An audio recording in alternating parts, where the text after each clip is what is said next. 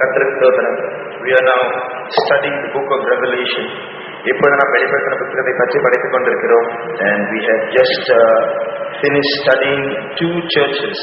சென்ற வாரம் வரைக்கும் நாம் 2 சபைகளை குறித்து படித்து முடித்தோம். He that hath an ear, let him hear what the Spirit said, not to that particular churches, but the Spirit said to the church, that particular church, but to the churches. ஆவியானவர் சபைகள் சொல்கிறதை காதுடன் கேட்கிறவன் என்பது அந்த ஒரு சபைக்கு மாத்திரமல்ல, அந்த 7 சபைகளுக்கும் ஆவியானவர் என்ன சொல்கிறாரோ அதை காதுடன் கேட்க கடவன். Not just to the 7 churches, but to every church that exists. ஆவியானவர் 7 சபைகளுக்கு மாத்திரமல்ல, எல்லா சபைகளுக்கும் ஆவியானவர் என்ன சொல்கிறாரோ காதுடன் கேட்க கடவன். Now we will move on to the 3rd church, namely the church in Pergamos. இப்பொழுது 3ஆம் சபையாகிய பெர்கமோ சபைக்கு நாம் கடந்து செல்லுவோம். Here there is a truth that we have to learn about divine healing. இந்த சபையில் நாம் தெய்வீக அற்புத சத்தியத்தை பற்றி ஒரு பாடம் படிக்க வேண்டியதாக இருக்கு. உதாரணமாக இப்போ மின்சாரம் நடைபெறுகிறது, இதிலும் ஒரு நன்மை இருக்கிறது. What is that good? அந்த நன்மை என்ன? When the current went off, everybody praises God louder. மின்சாரம் சென்ற உடனே நாம் எல்லாரும் தேவனை சத்தமாக ஸ்தோத்திரிக்க ஆரம்பிப்போம். When the current is on, this praise will be ordinary praise. When the current went off, it was full of. மின்சாரம் இருக்கும்போது நம்முடைய துதி சாதாரண துதியாக தான் இருக்கும். ஆனால் மின்சாரம் சென்ற உடனே நம்முடைய துதி மிகவும் பலமுள்ள துதியாக மாறிவிட்டது. So probably at the beginning of this message, God wanted us to praise well, so He permitted this. எனவே தேவன் இந்த பிரசங்கத்தின் ஆரம்பத்திலேயே நாம் தேவனை ஸ்தோத்திரிக்க வேண்டும், நன்றாக ஸ்தோத்திரிக்க வேண்டும், நன்றாக தேவனை ஸ்தோத்திரிக்க வேண்டும் என்று நமக்கு தருணம் தந்தபடினால் நாம் அவரை ஸ்தோத்திரிப்போம். ஸ்தோத்திரம் ஸ்தோத்திரம் ஸ்தோத்திரம் ஸ்தோத்திரம் ஸ்தோத்திரம் ஸ்தோத்திரம் ஸ்தோத்திரம் ஸ்தோத்திரம் ஸ்தோத்திரம் ஸ்தோத்திரம் ஸ்தோத்திரம்.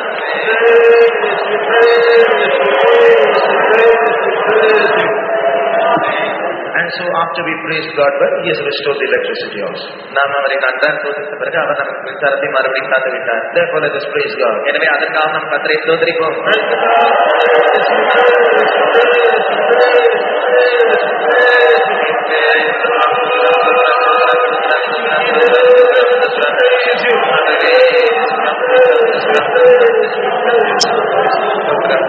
We'll read from Revelation chapter 2.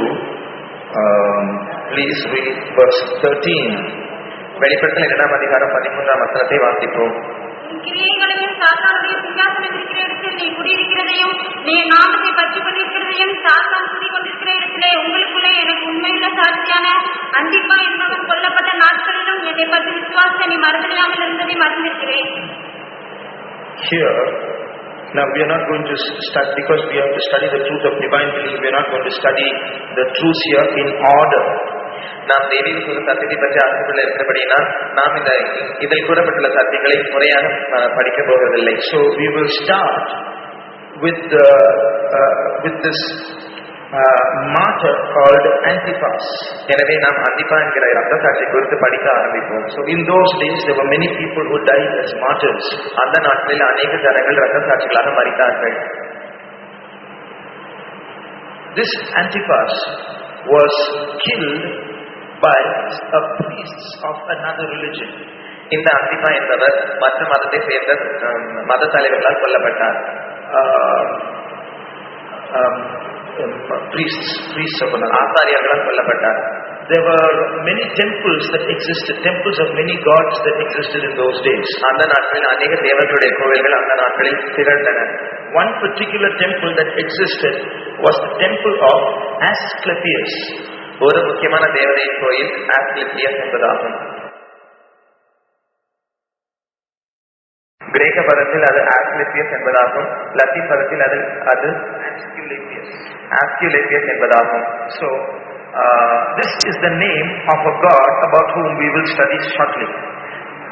இந்த தேவனுடைய பெயரை பற்றி தான் நாம் இப்பொழுது சுருக்கமாக படிக்க இருக்கிறோம். So this god is supposed to have been the god of healing. இந்த தேவன் சுகமாக்குறவர் ஒரு தேவனாக காணப்படுகிறார். So in those days people used to go to this god for healing. அந்த நாட்களில் ஜனங்கள் சுகத்திற்காக இந்த தேவனை நாடி செல்வார்கள். But before we come to this topic, we will go back to ancient times to see what is the mind of God concerning divine healing. இந்த தலைப்பிற்கு நாம் வருவதற்கு முன்பாக ஆதி நாட்களில் தெய்வீக தொழுகத்தை பற்றி தேவனுடைய நோக்கம் என்ன என்பதை பற்றி நாம் படிப்போம். If you go 1500 years before Christ, இயேசுவுக்கு முன்பாக 1500 வருஷங்களுக்கு முன்பாக நாம் கடந்து செல்லும் போது, going to the land of Egypt, எகிப்து தேசத்துக்கு போகும்போது, in the year 1552 BC, கிபி 1550 கிமு 1552ஆம் ஆண்டு, a book was written called Papyrus Ebers in Egypt. எகிப்து தேசத்தில் Papyrus Ebers என்கிற புத்தகம் எழுதப்பட்டது. It was the medical book of Egypt. அது மருத்துவ புத்தகமாக எகிப்தில் எழுதப்பட்டது.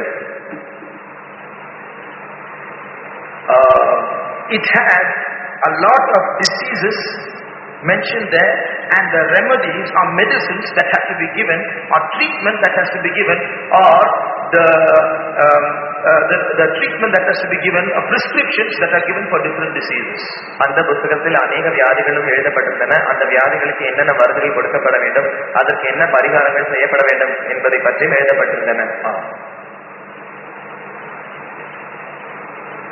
Now all that I am going to tell you has been taken from various sources, books, encyclopedias and so on. நான் இப்போது உங்களுக்கு சொல்ல போகிற காரியங்கள் எல்லாம் अनेक முறைகளிலிருந்து எடுக்கப்பட்டன, अनेक கலைக்களஞ்சியங்களிலிருந்தும் எடுக்கப்பட்டிருக்கின்றன. And some of these are words of doctors themselves that I am telling you, so they are authentic. நான் சொல்ல போகிற சில காரியங்கள் சில மருத்துவர்களை பற்றியான காரியங்களாக இருக்கிறது. மருத்துவர்களால் எழுதப்பட்ட காரியங்கள், சில மருத்துவர்களால் எழுதப்பட்ட காரியங்களாக இருக்கிறது. So what I am telling you is authentic, or it is a good proof. I am not telling you some stories. நான் இப்போது உங்களுக்கு சொல்ல போகிற காரியங்கள் எல்லாம் நிரூபிக்கப்பட்ட காரியங்கள், ஏதும் கட்டுக்கதைகள் அல்ல. So if you see in ancient Egypt, it was in the world, it was one of the most advanced nations technologically.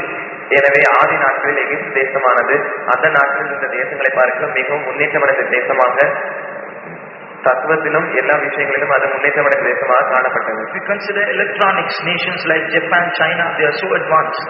Electronics என்கிறதை பற்றி பார்க்கும்போது ஜப்பான், சைனா என்கிற தேசங்கள் எல்லாம் மிகவும் முன்னேற்றமடைந்த தேசங்களாக காணப்படுகின்றன. You take a watch, உதாரணமாக ஒரு கடிகாரத்தை எடுத்துக்கொள்ளுங்கள். I saw a digital watch in an electronic shop near in the Singapore bazaar. நான் சிங்கப்பூர் பஜாரில் எலக்ட்ரானிக் டிஜிட்டல் வாட்ச் நான் பார்த்தேன். It has to have it's a wrist watch. It has a dial and you have a strap around, and it is digital. அது ஒரு கை கடிகாரமாக இருந்தது, அதில் ஒரு dial இருந்தது, அது கட்டப்பட்டு கொண்டிருக்கும் வாரம் இருந்தது, அது ஒரு டிஜிட்டல் வாட்சாகவும் இருந்தது.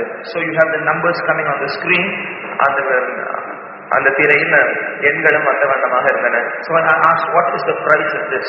எனவே நான் அந்த வாட்சின் விலை என்ன என்று கேட்டேன். The price is 2 rupees 50 paise. அந்த வாட்சின் விலை 2 ரூபாய் 50 காசு என்று சொன்னார்கள். Just imagine, 2 rupees 50 paise they are able to manufacture electronic watches. யோசித்து பாருங்கள், 2 ரூபாய் 50 காசில் அவர்கள் ஒரு டிஜிட்டல் வாட்சை, ஒரு எலக்ட்ரானிக் வாட்சை செய்ய வல்லமையுள்ளவர்களாக இருக்கிறார்கள். Outside the same watch is sold for 30 rupees. ஆனால் வெளியில் அதே கடிகாரம் 30 ரூபாய்க்கு விற்கப்பட்டது. Actual price is 2 rupees 50 paise, that's all. ஆனால் சரியான விலை 2 ரூபாய் 50 காசு தான். So just like today Japan and China have advanced so much in electronics, those days Egypt was scientifically one of the most forward countries. இப்பொழுது இருக்கிற நாட்களில் Japan நாடும் சைனா நாடும் மின்னணுவில் முன்னேற்றம் அடைந்துள்ளது போல எகிப்து தேசமானது ஆதி நாட்களில் மிகவும் முன்னேற்றம் அடைந்த தேசமாக காணப்பட்டது. For example, we know the pyramid that existed in Egypt. உதாரணமாக எகிப்து தேசத்தில் விளங்கிய பிரமிடை குறித்து நாம் எல்லாரும் அறிவோம். அது ஒரு முக்கோண வடிவமான ஒரு கட்டடமாக இருந்தது. It was a place where they buried the pharaohs. பார்வோன்களை அந்த இடத்தில் தான் தகனம் செய்வார்கள். We know many kings called the pharaohs rose up in Egypt. Different pyramids were built over their sepulchres and they were buried inside. எகிப்து தேசத்தில் தோன்றின அநேக பார்வோனுடைய உடல்கள் எல்லாம் அந்த இடத்தில் அடக்கம் செய்யப்பட்டு அதன் மேலாக முக்கோண வடிவிலான பிரமிட் என்ற கட்டடங்கள் எழுப்பப்பட்டன. So this pyramid was made up of many stones. These stones weighed up to 60 tons or 60,000 kilos. எனவே இந்த பிரமிடுகள் எல்லாம் அநேக கற்களை கொண்டு கட்டப்பட்டன. ஒவ்வொரு பிரமிடும் 60,000 கிலோ எடையுள்ளதாக காணப்பட்டது. Now this pyramid goes to 100-200 feet in height. இந்த பிரமிடு 100 அடி 200 அடி உயரம் வரைக்கும் செல்லும். So how did they manage to take a stone 60 tons or 60,000 kilos in weight and lift it to a height of 200 feet? In those days there were no cranes. அந்த நாட்களில் இந்த 60,000 kilo எடையுள்ள இந்த கற்களை அவர்கள் எப்படி 200 அடி உயரம் எடுத்து சென்றிருப்பார்கள்? அந்த நாட்களில் crane என்கிற வசதி எதுவும் இல்லையே. Even today it's a mystery. இன்றும் அது ஒரு ரகசியமாகவே காணப்படுகிறது. And scientifically they have researched and found out that the shape of a pyramid has the ability to preserve or protect. விஞ்ஞானபூர்வமாக அவர்கள் இவ்வாறு நிரூபித்துள்ளார்கள். இந்த பிரமிடின் வடிவமானது அது பாதுகாக்க வல்லமை உள்ளதாக இருக்கிறது என்று நிரூபித்துள்ளார்கள். That's why some of the bodies of the pharaohs have not decayed. எனவேதான் அங்கே இருந்த பார்வோனின் உடல்கள் எல்லாம் அழுகி போகவில்லை. If you go, you can go inside the pyramid. நீங்கள் அந்த பிரமிட் உள்ளாக கடந்து செல்லலாம். It has doors. அதற்குள் கதவுகள் உண்டு. And there are many paths there inside. அதற்குள் அநேக பாதைகளும் காணப்பட்டது. Every path looks just like just the same. So if you go in 2 or 3 paths you get lost. ஒவ்வொரு பாதையும் ஒரே மாதிரியாகவே காணப்படும். நீங்கள் 2-3 பாதையில் சென்றால் நீங்கள் காணாமல் போய்விடுவீர்கள். So you have to go with a guide. எனவே நீங்கள் ஒரு வழிகாட்டியோடு கூட செல்ல வேண்டும். Incidentally my father has been there. He's been into these pyramids and seen them. என் தகப்பனார் அந்த இடங்களுக்கு சென்றிருக்கிறார். அந்த பிரமிடுகளை கண்டும் இருக்கிறார். So even today scientists are baffled about how the Egyptians managed to do all that those days. இன்றும் விஞ்ஞானிகள் அந்த எகிப்தியர்கள் எவ்வாறு அந்த பிரமிடுகளை அவ்வாறு செய்தார்கள் என்று மிகவும் பிரமித்து காணப்படுகிறார்கள்.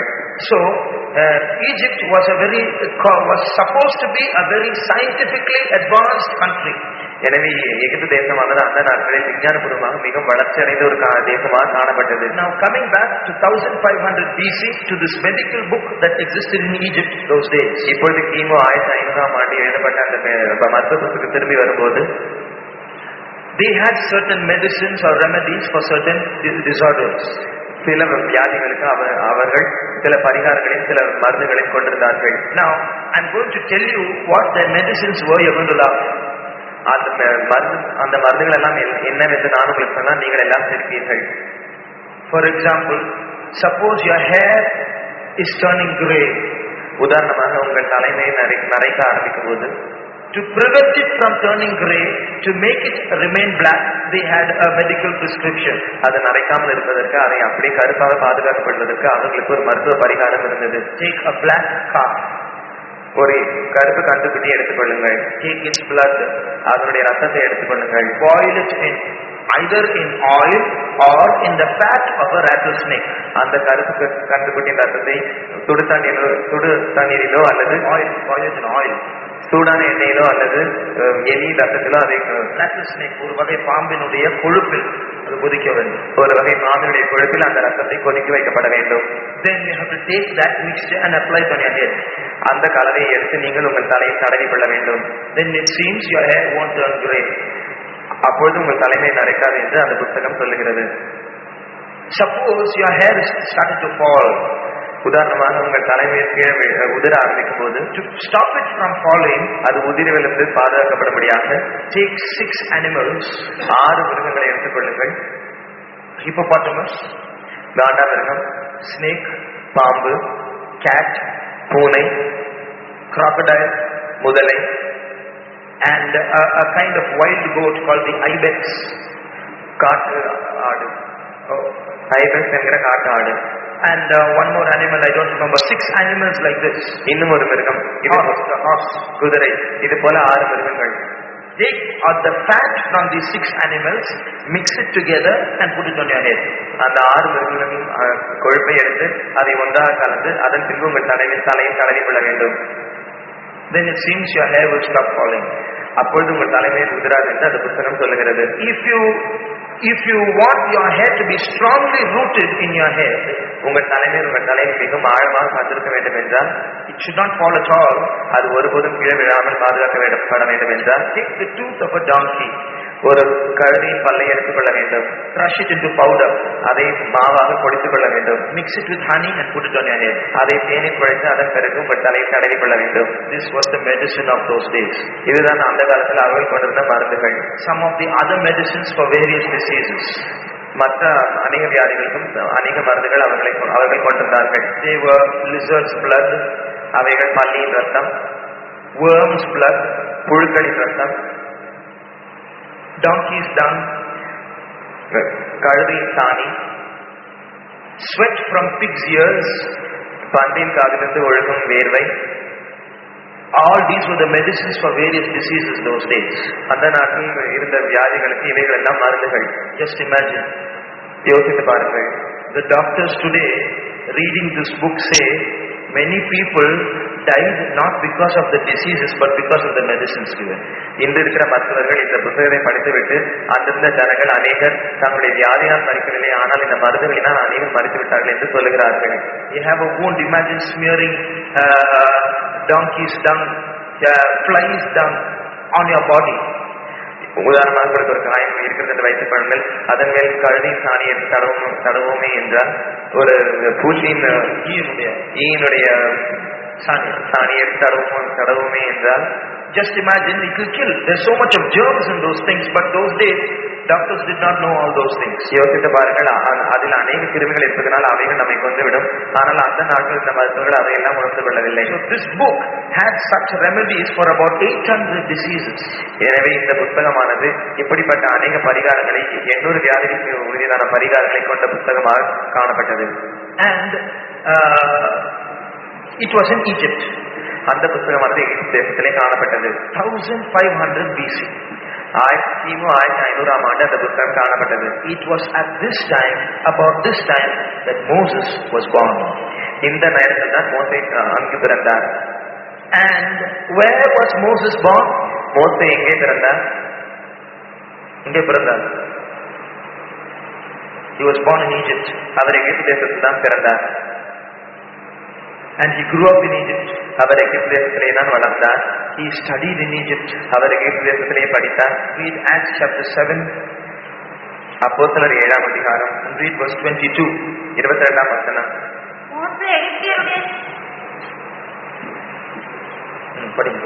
மோசே எகிப்தியருடைய சகல சாஸ்திரங்களிலும் கற்பிக்கப்பட்டு வாக்கிலும் செய்கையிலும் வல்லவனானான். சகல சாஸ்திரங்களிலும் கற்பிக்கப்பட்டு, he was learned in all the wisdom of the Egyptians. மோசே எகிப்துடைய சகல சாஸ்திரங்களிலும் கற்பிக்கப்பட்டு வாக்கிலும் செய்கையிலும் வல்லவனானான். What is the meaning? அதோடைய அர்த்தம் என்ன? He knew all the science and the medicine of Egypt. அவன் அந்த தேசத்துடைய வியாதிகளையும் அதனுடைய மருந்துகளையும் அடையாளங்களையும் அறிந்தவனாக இருந்தான். So it is without doubt that he has read this book called the Papyrus Ebers. எனவே எந்த சந்தேகமும் இல்லை, இந்த மருத்துவ புத்தகமான Papyrus Ebers என்ற புத்தகத்தை அவன் படித்தவனாகவும் இருந்தான். So in Egypt, all the people, when they fell sick, they would do what this book said. எனவே எகிப்து தேசத்தில் அந்த நாட்களில் அங்கிருந்த ஜனங்கள் யாரெல்லாம் வியாதிப்பட்டார்களோ அவர்கள் எல்லாரும் இந்த புத்தகத்தில் கொடுக்கப்பட்ட மருந்துகளை உபயோகித்தார்கள். ஒரு தலைவலி வரும் என்றால், or if you have an injury, ஒரு அடிக்கு காயப்படும் என்றால், or if you have a fever, ஒரு ஜுரம் வரும் என்றால், immediately open the Papyrus Ebers, see what it says and use its medicines. உடனே அந்த Papyrus Ebers என்ற புத்தகத்தை திறந்து அதில் என்ன பரிகாரம் கூறப்பட்டுள்ளதோ அதன்படியே மருந்துகளை உபயோகிப்பார்கள். So those days all the Egyptians, they lived by this book. எனவே அந்த நாட்டில் எல்லா எகிப்தியர்களும் இந்த புத்தகத்தின் முறைப்படியே வாழ்ந்தார்கள். All the Egyptians, they lived, all the Israelites who lived in Egypt, they also lived by this book. அங்கிருந்த எல்லா எகிப்தியர்களும் இந்த புத்தகத்தின் முறைப்படியே வாழ்ந்தார்கள். அங்கே காணப்பட்ட எல்லா இஸ்ரவேலரும் இந்த புத்தகத்தின் முறைப்படியே வாழ்ந்தார்கள். So in Egypt the Israelites were also there. எனவே எகிப்தில் இஸ்ரவேலரும் காணப்பட்டார்கள். And the Israelites also fell sick when they were in Egypt. எகிப்து தேசத்தில் போது இஸ்ரவேல் தேசத்தாரும் வியாதிப்பட்டார்கள். Because they were not yet called the chosen people of God. They were suffering as slaves in Egypt. ஏனென்றால் அவர்கள் இன்னும் தேவனால் தெரிந்து கொள்ளப்பட்ட ஜனங்கள் என்கிற நிலவரத்திற்கு வரவில்லை. அவர்கள் இன்னும் எகிப்து தேசத்தில் அடிமைகளாகவே காணப்பட்டார்கள். They were worshipping the gods of Egypt. அவர்கள் எகிப்து தேசத்தில் தேவர்களை வணங்கினார்கள். They were using the medicines of Egypt. அவர்கள் எகிப்து தேசத்தில் இந்த மருந்துகளை உபயோகித்தார்கள். Now listen carefully. இப்போது கவனமாக கவனியுங்கள். Now in Egypt the Israelites are also there. இப்போது எகிப்து தேசத்தில் இஸ்ரவேலரும் காணப்பட்டார்கள். உதாரணமாக இதுதான் எகிப்து தேசம் என்று வைத்துக் கொள்வோம். இஸ்ரவேலர் அங்கே காணப்படுகிறார்கள். The Egyptians are there. எகிப்தியரும் அங்கே காணப்படுகிறார்கள். But now God raises Moses. ஆனால் இப்பொழுது தேவன் மோசேயை எழுப்புகிறார். Moses grows up. மோசே வளர்க்கிறார். He is in that Egypt. அவரும் அந்த எகிப்து தேசத்தில் தான் இருக்கிறார். All the Israelites, they don't know about this book. எல்லா இஸ்ரவேலரும் இந்த புத்தகத்தை பற்றி அறிந்தவர்களாக காணப்படவில்லை. The doctors alone will open the book, they will read the book and tell the patients, oh, for this sickness you do this, do that, and so on. அங்கிருந்த மருத்துவர்கள் மாத்திரமே இந்த புத்தகத்தை பற்றி அறிந்திருந்தார்கள். அவர்கள் யாரேனும் வியாதிப்பட்டால் அவர்கள் அந்த புத்தகத்தில் உள்ள முறைப்படி அவர்களுக்கு ஆலோசனை வழங்குவார்கள். But we just read that Moses knew all the sciences of Egypt. ஆனால் இப்பொழுதுதான் நாம் வாசித்தோம் மோசே அங்கிருந்த எல்லா சாஸ்திரங்களையும் கற்றவனாக இருந்தான் என்று வாசித்தோம். So Moses obviously read this book. எனவே மோசே தெளிவாக இந்த புத்தகத்தை வாசித்தவராக இருந்தார். Now a time comes when the children of Israel have to leave Egypt and go out. இப்பொழுது சமயம் வந்தபோது இஸ்ரவேல் புத்திரர் எகிப்து தேசத்தை விட்டு வெளியேறும் காலம் வந்தது. So now the Israelites have left Egypt and come to the wilderness. இப்பொழுது இஸ்ரவேலர் எகிப்து தேசத்தை விட்டு வனாந்தரத்துக்கு வந்து விட்டார்கள். So suppose this is the wilderness. உதாரணமாக இதுதான் வனாந்தரம் என்று வைத்துக் கொள்வோம். Now Moses is here and the children of Israel are here. They have left Egypt and come here. மோசேயும் இஸ்ரவேல் ஜனங்கள் வனாந்தரத்தில் இருக்கிறார்கள். அவர்கள் எகிப்து தேசத்தை விட்டு வனாந்தரத்துக்கு வந்து விட்டார்கள். Now what is God saying? இப்பொழுது தேவன் என்ன சொல்லுகிறார்? He is giving them a promise. தேவன் அவர்களுக்கு ஒரு வாக்குத்தத்தத்தை கொடுக்கிறார். What is he saying? அவர் என்ன சொல்லுகிறார்? You do all that I tell you. நான் உங்களுக்கு சொல்லுகிற எல்லாவற்றையும் நீங்கள் செய்ய வேண்டும். Keep my commandments. என் கட்டளைகளை கைக்கொள்ள வேண்டும். Do that which is right in my sight. என் பார்வைக்கு என்ன சரியா இருக்கோ அதையே நீங்களும் செய்ய வேண்டும். All those diseases which have come upon the Egyptians, I will not put on you. நீங்கள் இவ்வாறு செய்தவர்களாக இருப்பீர்கள் என்றால் எகிப்து தேசத்தில் வரப்படின ஒரு வியாதி உங்கள் மேல் வரப்பண்ணேன். Now who told this verse to the Israelites? இப்பொழுது இந்த வசனத்தை யார் இஸ்ரவேலருக்கு சொன்னது? மோசே சொன்னார். Moses who had read the papyrus tablets. papyrus tablets என்ற புத்தகத்தை படித்த அந்த மோசே தான் இந்த வாக்குகளை ஜனங்களுக்கு சொன்னார். And after saying that, God gives them so many laws to keep. இந்த வாக்குகளை சொன்ன பிறகு தேவன் இஸ்ரவேல் ஜனங்களுக்கு அநேக கட்டளைகளையும் நியாயப்பிரமாணங்களையும் கொடுத்தார். God tells them, you do all this that I tell you, none of those diseases will come on you. இவைகள் எல்லாம் சொல்லிவிட்டு தேவன் இவைகள் எல்லாம் நீங்கள் செய்வீர்களே என்றால் எகிப்து தேசத்தில் வரப்படின ஒரு வியாதி நான் உங்கள் மேல் வரப்பண்ணேன் என்று அவர்களுக்கு வாக்கு பண்ணினார். Now we know what is the mind of God. இப்பொழுது தேவனுடைய நோக்கம் தேவனுடைய மனது என்ன என்பதை நாம் அறிந்து கொள்கிறோம். Now Moses is delivering to the Israelites a new set of laws which are going to keep the Israelites from sickness. மோசே இஸ்ரவேல் ஜனங்களுக்கு ஒரு புதிதான கட்டளைகளையும் நியாயங்களையும் இஸ்ரவேல் தேசத்தாரை வியாதியிலிருந்து பாதுகாக்கப்படும்படியாக கொடுக்கிறார். That's why I said, you do all this, no sickness will come. எனவேதான் இவ்வாறாக சொன்னார், நீங்கள் இவைகளெல்லாம் செய்யுங்கள், உங்களுக்கு எந்த வியாதியும் வராது என்று சொன்னார். At the same time, Moses knows the medicine of Egypt. அதே நேரத்தில் எகிப்து தேசத்தாருடைய மருந்துகளை பற்றி மோசே அறிந்திருந்தார். But when he wrote the book of the law, ஆனால் அவர் நியாயப்பிரமாண புத்தகத்தை எழுதின போது, you see the law in Exodus, எகிப்து யாத்ராகமத்தில் எழுதின நியாயப்பிரமாணத்தை பாருங்கள். you see the law in Leviticus, லேவியராகமத்தில் எழுதின நியாயப்பிரமாணத்தை பாருங்கள். see the law in Numbers and Deuteronomy, எண்ணாகமத்திலும் உபாகமத்திலும் எழுதின நியாயப்பிரமாணத்தை பாருங்கள். in any one of those books have you ever read of donkey's tooth or lizard's blood? இந்த புத்தகங்களில் ஒரு புத்தகத்திலாவது கழுதையின் பல்லை பற்றியாவது பல்லின் ரத்தத்தை பற்றியாவது எங்கேயாவது எழுதப்பட்டுள்ளதா?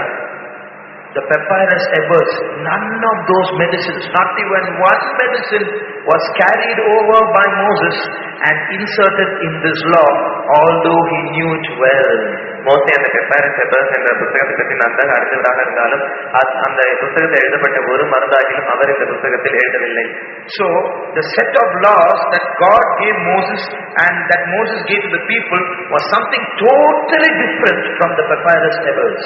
எனவே தேவன் மோசே கொடுத்த நியாயப்பிரமாணங்களும் மோசே இஸ்ரவேல் ஜனங்களுக்கு கொடுத்த நியாயப்பிரமாணங்களும் எகிப்து தேசத்தில் இருந்த மருந்துகளை விட மிக வித்தியாசமானதாக இருந்தது. That's why God brought them out of Egypt. எனவேதான் தேவன் இஸ்ரவேல் ஜனங்களை எகிப்து தேசத்திலிருந்து வெளியே கொண்டு வந்தார். What is Egypt a type of? எகிப்து என்ன காரியத்தில் நிழலாட்டமா இருக்கிறது? A type of this world. உலகத்திற்கு அது நிழலாட்டமா இருக்கிறது. I think 9th standard syllabus it is there. Egypt is a type of this world. Pharaoh is a type of the prince of this world. நம்முடைய ஞாயிறு பள்ளியில் 9ஆம் வகுப்பில் அது அந்த பாடம் இருக்கிறது என்று நான் நினைக்கிறேன். எகிப்து என்பது இந்த உலகத்தை காட்டுகிறது. பார்வோன் இந்த உலகத்தின் அதிபதியாகி பிசாசை காட்டுகிறான். So now we are in Egypt. எனவே இப்போது நாம் எகிப்து தேசத்தில் இருக்கிறோம். But God has separated us from an Egypt and made us a separate nation. ஆனால் தேவன் நம்மை எகிப்திலிருந்து பிரித்து இப்போது ஒரு தனியான ஜாதியாக தேசமாக வைத்திருக்கிறார். Although we are living in this world, we are not part of this world anymore. நாம் இந்த உலகத்தில் வாழ்கிறவர்களாக இருந்தாலும் இந்த உலகத்திற்கு நாம் ஒருபோதும் பங்காளிகள் அல்ல. Once upon a time when we were like the Egyptians, then when the Egyptians fell sick and we fell sick, there was no difference. ஒரு காலத்தில் நாம் எகிப்தியர்களைப் போல இருந்தோம். எகிப்தியர்கள் வியாதிப்படும் போதும் நாம் வியாதிப்படும் போதும் எந்த வித்தியாசமும் இல்லை. They had medical books. Their doctors will open their books and tell them what pills to have, what tablets to have, what injections to take, and we will do the same thing that they say. அவர்களுக்கு புத்தகங்கள் இருந்தது. மருத்துவர்கள் அந்த புத்தகங்களை திறந்து அவர்கள் என்ன டேப்லெட்கள் சாப்பிட வேண்டும், என்ன மாத்திரைகள் சாப்பிட வேண்டும், என்ன இன்ஜெக்ஷன் செய்ய வேண்டும் என்றெல்லாம் சொல்வார்கள். அவர்களை போலவே நாமும் செய்தவர்களாக காணப்பட்டோம். Now, after God brought us out of Egypt, God is giving us a new set of laws. ஆனால் இப்போது தேவன் நம்மை எகிப்து தேசத்திலிருந்து வெளியே கொண்டு வந்திருக்கிறார். இப்போது நமக்கு ஒரு புதிய பிரமாணத்தையும் கொடுத்திருக்கிறார். And he says, if you do what I say, I will put none of these diseases upon you. ஆனால் அவர் இவ்வாறாக சொல்கிறார், நீங்கள் இவைகளை எல்லாம் செய்தால் நான் எகிப்திற்கு வரப்பண்ணின ஒரு வியாதி உங்கள் மேல் வரப்பண்ணேன் என்று அவர் வாக்குப்பண்ணுகிறார். In case you fall sick, he continues, I am the Lord that healeth thee. ஒருவேளை நீங்கள் வியாதிப்பட்டாலும் அவர் இவ்வாறாக தொடர்கிறார், நானே உங்கள் பரிகாரியாகிய கர்த்தர். So God tells, no more papyrus tables for you, children of Israel. எனவே தேவன் இஸ்ரவேல் ஜனங்களை பார்த்து இவ்வாறு சொல்கிறார், இனிமேல் உங்களுக்கு papyrus tables என்ற புத்தகம் தேவையில்லை. I am going to be your physician. நானே உங்களுக்கு பரிகாரியாக இருக்க போகிறேன். And my law is going to be your papyrus tables. என்னுடைய பிரமாணமே உங்களுக்கு papyrus tables ஆக இருக்க போகிறது. So they have a different medical book now. They have a different doctor now, different from Egypt. எனவே அவர்களுக்கு இப்பொழுது வித்தியாசமான ஒரு மருத்துவ புத்தகம் இருக்கிறது, வித்தியாசமான ஒரு மருத்துவர் இருக்கிறார். அவர்கள் எகிப்திலிருந்து முற்றிலும் வேறுபட்டவர்களாக காணப்பட்டார்கள். That's why we have a different truth to live by.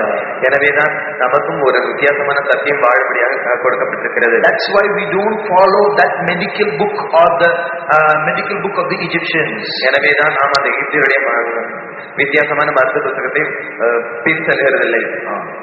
Now you will see how in those days God's law was superior to the papyrus tables. இப்பொழுது நாம் அந்த நாட்களில் தேவனுடைய பிரமாணம் எந்த அளவுக்கு அங்கு காணப்பட்ட papyrus tables என்ற புத்தகத்தை விடவும் மிகவும் மேன்மையானதாக இருந்தது என்று நாம் பார்க்க போகிறோம். See, God's law is the same. தேவனுடைய பிரமாணம் ஒன்றே. 1500 BC papyrus tables, God's law. 1500 கிமு 1500 ஆண்டு எழுதப்பட்ட papyrus tables என்கிற புத்தகம் தேவனுடைய பிரமாணமும். My left hand is God's law. என்னுடைய இடதுகை தேவனுடைய பிரமாணம். Right hand is papyrus tables. என்னுடைய வலதுகை papyrus tables. But you see, this book started changing throughout the time, and today you won't see any of those medicines of those days. It's advanced, changed. ஆனால் காலமே செல்ல செல்ல இந்த புத்தகத்தை குறித்து பார்க்கும்போது அந்த புத்தகம் இல்லாமல் போய்விட்டது. புத்தகத்தில் உள்ள மருந்துகள் இன்றைக்கு இல்லை. Today you won't see donkey's tooth and worm's blood. அந்த புத்தகத்தில் சொல்லப்பட்ட மருந்துகள் இல்லை. கழுதையின் பல்லும் புழுவின் ரத்தமும் இப்பொழுது இல்லை. So as days pass, centuries pass, slowly it has been changing. The book has been changing.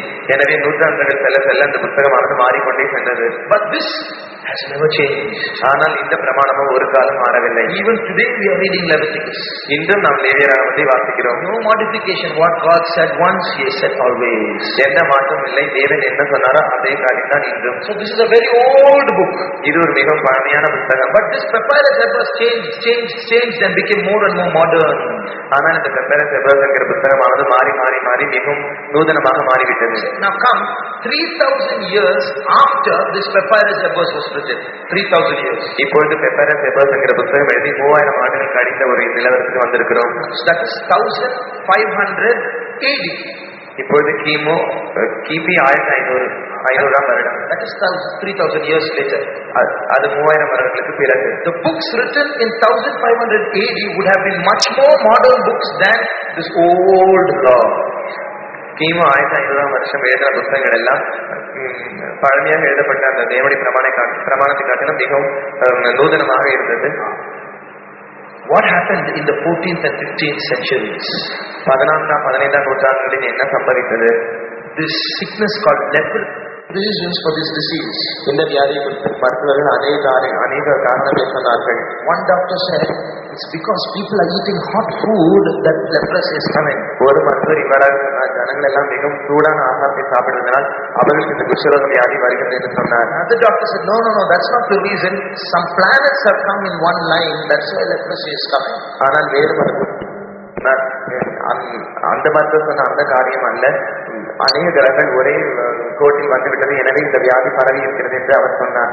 So can they find the actual cure for leprosy? They could not. ஆனால் அவர்களால் குஷ்டரோகத்துக்கான சரியான காரணத்தை என்னவென்று கண்டுபிடிக்க முடியவில்லை. Tried so many things. They could not arrest that disease. அவர்கள் அநேக காரியங்களை கண்டுபிடித்தார்கள், ஆனாலும் அவர்களால் அந்த வியாதியை சொந்தப்படுத்த முடியவில்லை. So many hundreds were being buried in huge pits. நூற்றுக்கணக்கான ஆயிரக்கணக்கானவர்கள் அடக்கம் செய்யப்பட்டுக் கொண்டிருந்தார்கள். Doctors did not know what to do. மருத்துவர்கள் என்ன செய்ய வேண்டும் என்று அறியாதவர்களாக இருந்தார்கள். That time, அந்த நேரத்தில் தான் the church came to the rescue. சபையானது மீட்கும் பணிக்காக வந்தது. You know what they said? சபையானது என்ன சொன்னது என்று உங்களுக்கு தெரியுமா? The Bible speaks about leprosy. வேதமானது குஷ்டரோகத்தை பற்றி சொல்லுகிறது என்று சொன்னது. Why not we try what the Bible says? வேதம் என்ன சொல்லுகிறதோ அதையே நாம் முயற்சித்து பார்க்க கூடாது என்று அவர்கள் எண்ணினார்கள். So they said, எனவே அவர்கள் இவ்வாறு சொன்னார்கள். There is a verse in Leviticus 13:46. லேவியராகமம் 13ஆம் அதிகாரம் 46ஆம் வசனத்தில் இப்படி ஒரு வசனம் உள்ளது என்று அவர்கள் சொன்னார்கள். Read Leviticus 13:46. லேவியராகமம் 13ஆம் அதிகாரம் 46ஆம் வசனம். அந்த வியாதி அவனில் இருக்கும் நாள் வரைக்கும் தீட்டுள்ளவனாக எண்ணப்பட கடவன். அவன் தீட்டுள்ளவனே, ஆகையால் அவன் தனியே குடியிருக்க வேண்டும். அவன் குடியிருப்பு பாளையத்துக்கு புறம்பே இருக்க கடவது. So this is about leprosy. You read the previous verses, it's about leprosy. இந்த வசனம் குஷ்டரோகத்தை பற்றி சொல்லுகிறது. இதற்கு முந்தின வசனங்கள் குஷ்டரோகத்தை பற்றி சொல்லுகிறது. So what is God's law saying? எனவே தேவனுடைய பிரமாணம் என்ன சொல்லுகிறது? If a man gets leprosy, he is unclean. ஒரு மனுஷன் குஷ்டரோக வியாதி படுகிறவனா என்றால் அவன் அசுத்தம் உள்ளவன். He shall dwell alone without the camp. அவன் குடியிருப்பு பாளையத்துக்கு புறம்பே இருக்க கடவுது. அவன் தனியே குடியிருக்க வேண்டும். தனியே குடியிருக்க வேண்டும். So they said, see, because the Bible says this, when a man contracts leprosy, why not put him alone? எனவே அவர்கள் இவ்வாறாக சொன்னார்கள், வேதம் இப்படி சொல்லுகிறது, ஒரு மனுஷன் குஷ்டரோகப்பட்டால் அவன் தனியே இருக்கப்பட வேண்டும் என்று சொல்லுகிறது. எனவே உங்களில் ஒரு மனுஷன் குஷ்டரோகப்பட்டால் நீங்கள் ஏன் அவனை தனியே அனுப்பக்கூடாது என்று அவர்கள் சொன்னார்கள். So they tried that. They took all the lepers of their days and put them alone outside the public. எனவே அவர்கள் இந்த காரியத்தை முயற்சி செய்து அந்த நாட்கள் குஷ்டரோக வியாதிப்பட்ட எல்லா குஷ்டரோகிகளையும் அடித்து தனியே ஒரு இடத்திற்கு பொது ஜனங்களிலிருந்து பிரித்து அனுப்பிவிட்டார்கள். Immediately the spread of leprosy stopped. உடனே அந்த குஷ்டரோகம் பரவுகிறது நின்றுவிட்டது. It was from that time that they got the solution that a person who contracts leprosy should be isolated. அந்த நேரத்திலிருந்து தான் அவர்கள் இந்த முடிவுக்கு வந்தார்கள், ஒரு மனுஷன் குஷ்டரோகப்படும் போது அவன் தனியே வைக்கப்பட வேண்டும் என்று அறிந்து கொண்டார்கள். So just imagine, when doctors could not do anything, that old law, it gave the answer. எனவே யோசித்து பாருங்கள், மருத்துவர்களால் ஒன்றும் செய்ய முடியாத நேரத்தில் அந்த பழமையான தேவனுடைய பிரமாணமானது அவர்களுக்கு பரிகாரம் கொடுத்தது. This law changing, science is improving. 3000 years later, so many modern inventions, but they could do nothing about leprosy. இந்த விஞ்ஞான பிரமாணமானது மாறி அநேக நூற்றாண்டுகளுக்கு பிறகு மிகவும் நூதனமான பிரமாணம் வந்தது.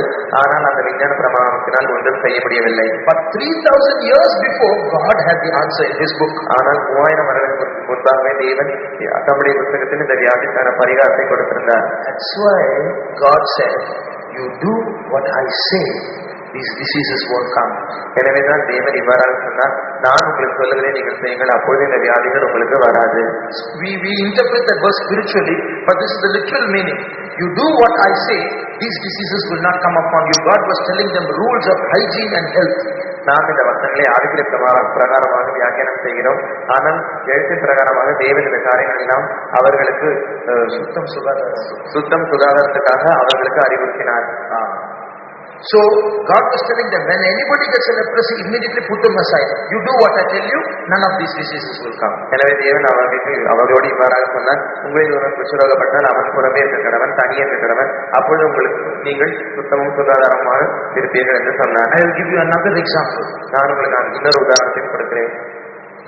In 1840, in about 1840, 1840 வருடம், that is about 170 years ago, இப்பொழுது 170 வருஷங்களுக்கு முன்பாக, in the country of Vienna, Vienna என்கிற தேசத்தில் many women who were with child, they were dying. அநேக பிரசவ ஸ்திரீகள் தங்கள் பிரசவ நேரத்தில் மறித்து விட்டார்கள். Nobody knew why. ஆனால் அவர்கள் ஏன் மறிக்கிறார்கள் என்று ஒருவருக்கும் தெரியவில்லை. Many doctors were giving all kinds of reasons which were wrong.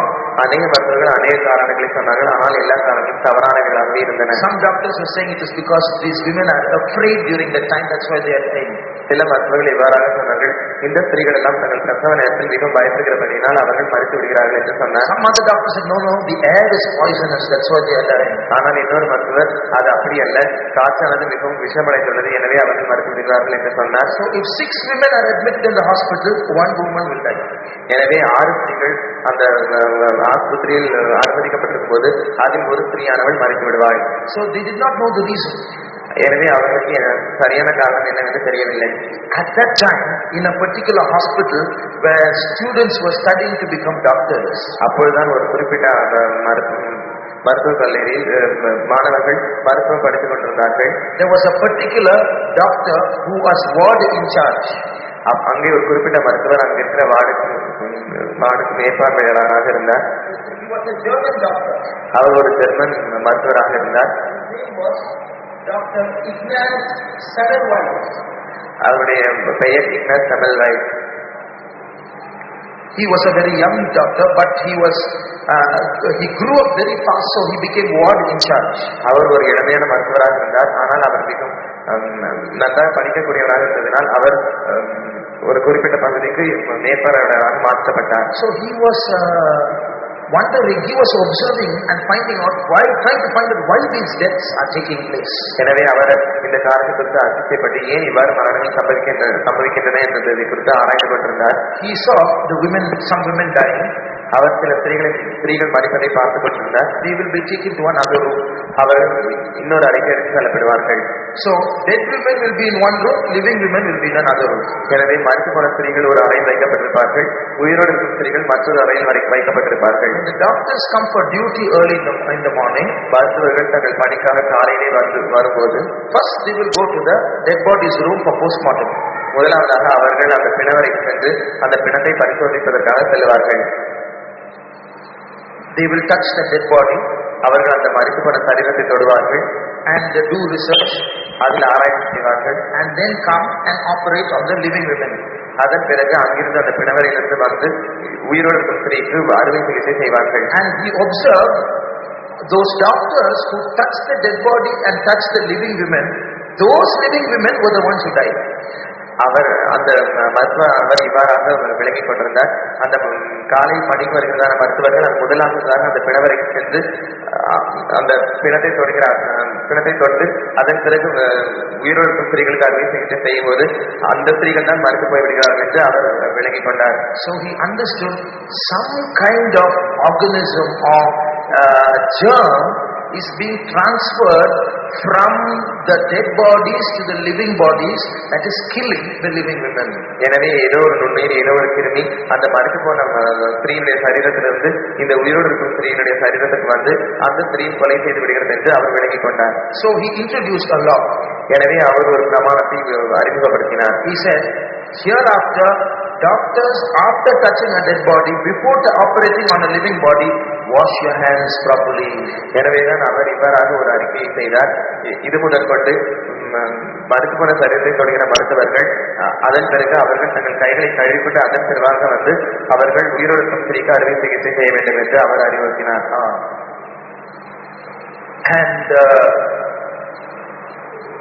in the month of April, before this law was instituted, April மாதத்தில் இந்த பிரமாணமானது கொடுக்கப்படும் முன்பதாக, in that month 57 women died. அந்த மாதத்தில் 57 ஸ்திரீகள் இறந்து போனார்கள்.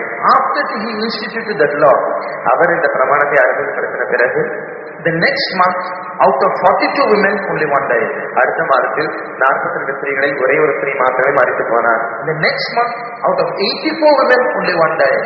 அடுத்த மாதத்தில் 84 ஸ்திரீகளில் ஒரே ஒரு ஸ்திரீ மாத்திரமே மரித்து போனார். He knew he had found the cause for these deaths.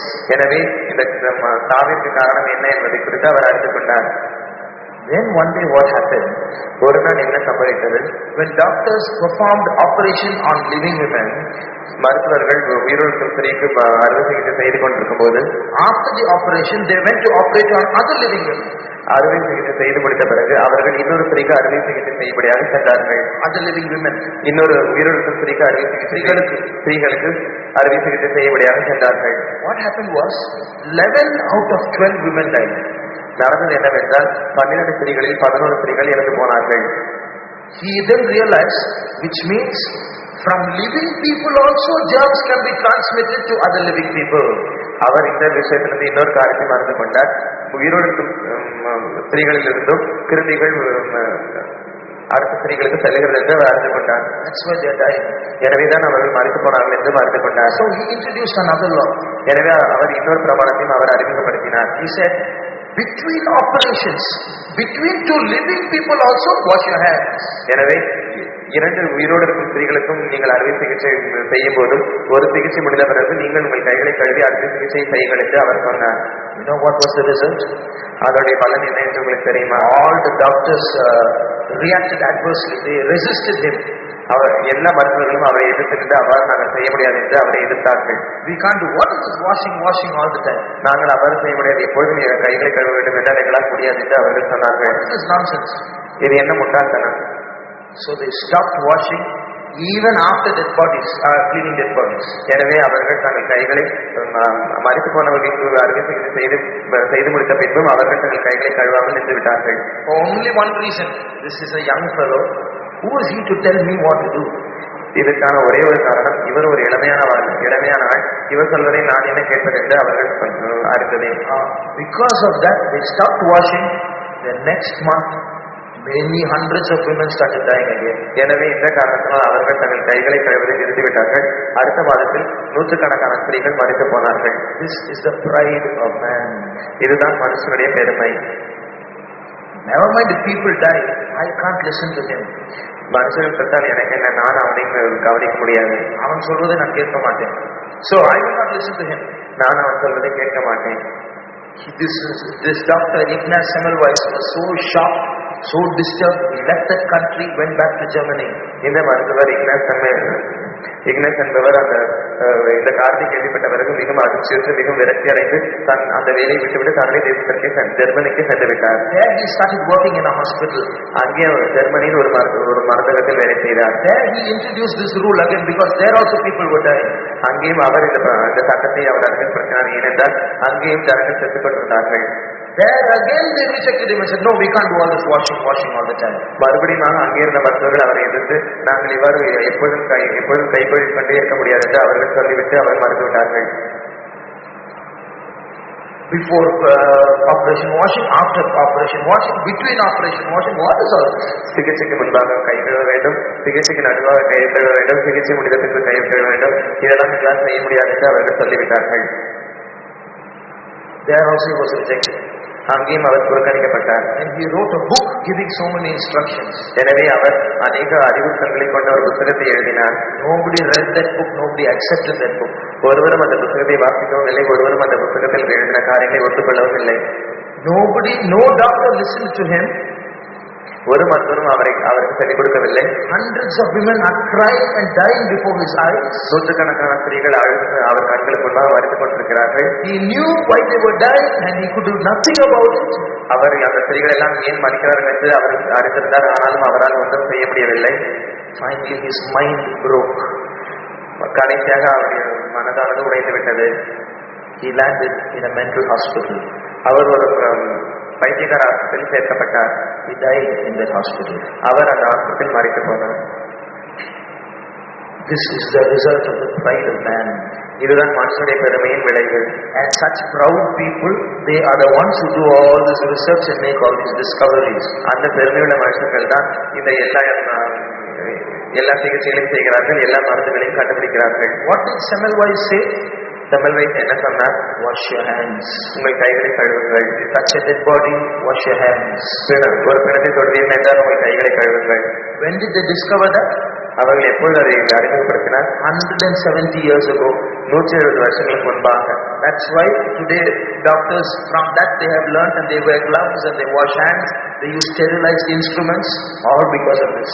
எனவேதான் அந்த நேரத்திலிருந்து மருத்துவர்கள் தங்கள் கைகளை கழுவ ஆரம்பித்தார்கள், கிளவுஸ் எல்லாம் போட்டுக் கொண்டார்கள், பதப்படுத்தப்பட்ட பொருட்களை உபயோகித்தார்கள்.